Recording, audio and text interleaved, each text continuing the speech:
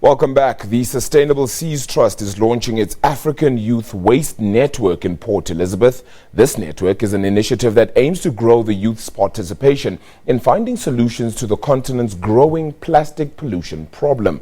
Waste-focused studies predicted that by 2050, locally generated plastic pollution in Africa will outstrip plastic pollution on the continent, entering its seas from other continents. The growing plastic population is of great concern to the health of the ocean around Africa and its effect on the economy. For more, we cross to our reporter, Lerato Thipa. Good afternoon to you, Lerato. I believe you do have a guest with you as well, and the occasion itself is one that is very, very important, I suppose, to not only the environment, but as we said, to the economy of Africa. Yes, Adibila, I think good news for the continent of Africa is that in the PE, in Africa and South Africa as a whole, there are young people who are on the forefront of making sure that our oceans are clean. By the launch of the African Youth Waste Network, you know that their aim by 2035 is to have a plastic zero in our oceans by 2035. So these are the young people who are saying, you know what, I'm going to do what I can to make sure that by 2035 there are zero plastics in our oceans economy. So right now we are joined by the CEO of the Sustainable Seas Trust, and his name is Mr. Tony Ribbick. Tell us more exactly about this trust, when you started and some of your aim. Earlier on when we spoke, you spoke of the fact that you have already gone out to start some work in the township schools to get young people to be on the forefront of really spearheading this move to try to get our oceans clean. Tell us more about that. Right, thank you very much indeed. It's exciting, it really is exciting. What the aim is, in fact, is to have zero plastic to the seas. In other words, we're stopping it on land, because where does the plastic come from? Where does the pollution come from? And all sorts of pollution. It's where people live, where they work, where they play, and where they study. So, of course, schools are there and universities are there. And, you know, the real issue is if we can get everybody to play their part and clean their area, then the plastics won't flow from those areas into the rivers and ultimately into the sea. I think it's actually quite difficult to clean the sea. But if we stop it from going down into the sea in the first place, we clean up where you live. The place is better, tourism increases and so forth. But the enthusiasm of the youth and the vigor of the youth and the excitement that they have and the good ideas, if we can harness that, then we're going to do so well in Africa. And you know, in Africa at the moment, 60% of the continent is in fact youth, so that's a lot of people, a lot of voices.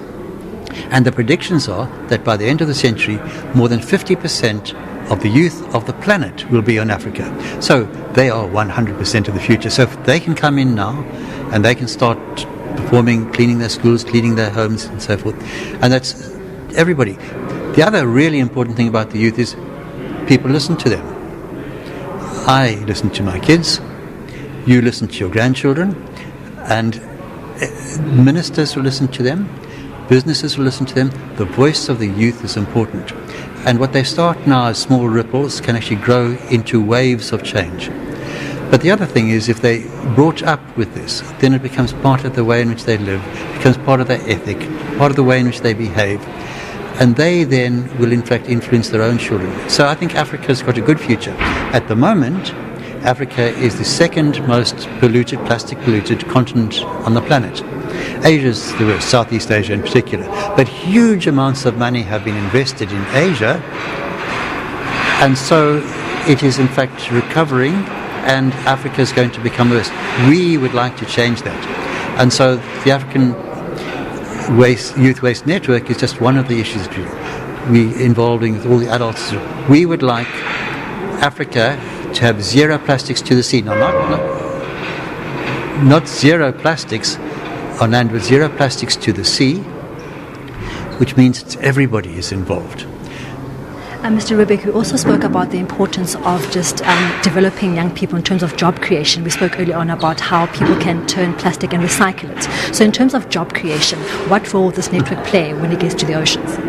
Yes, we did a study of all of the economic enterprises that we thought could be used within the low-income environments and the communities. And there are quite a lot of those. And what one doesn't realize is that plastic, which is made of oil, has a real value.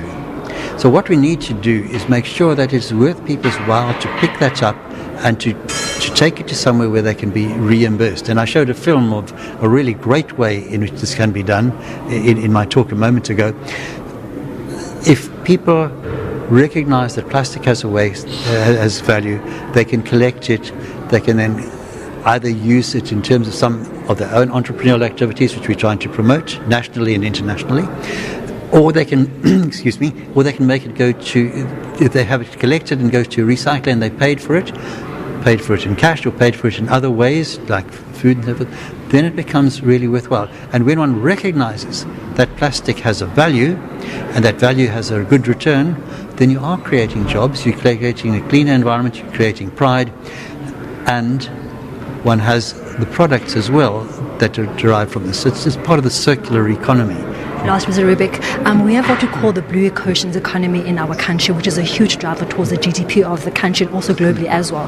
If this issue of plastic is not addressed right now, long term, how will this affect the economy of the country and also internationally as well? Yeah. Most of the world is concerned about what happens to the animals in the marine environment because of plastic. But us in Africa, including South Africa, the issue is really one of health, one of wealth, I guess, and the economy is heavily dependent upon that. But tourism, a huge amount of what we get is from tourism, and analyses have been shown that tourists are quite happy to take some bad services, poor weather, even wind, which you occasionally get in Port Elizabeth. But the one thing they don't like are polluted beaches, dirty waters, and so forth. And the costs have been estimated for other countries. I don't know what they'd be for South Africa. Maybe I should have asked the minister this morning. But the costs are estimated as running into millions and millions of dollars per annum. So we do need to make sure that the entire hospitality and tourism industry is on board with what we do. It's in their interest to be on board.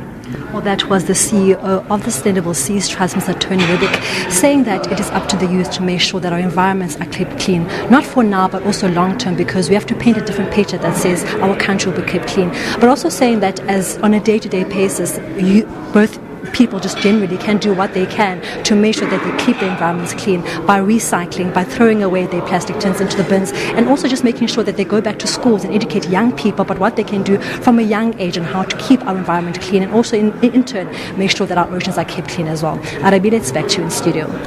Lerato Thipa, appreciate your work there out in Port Elizabeth at that Seas Trust there.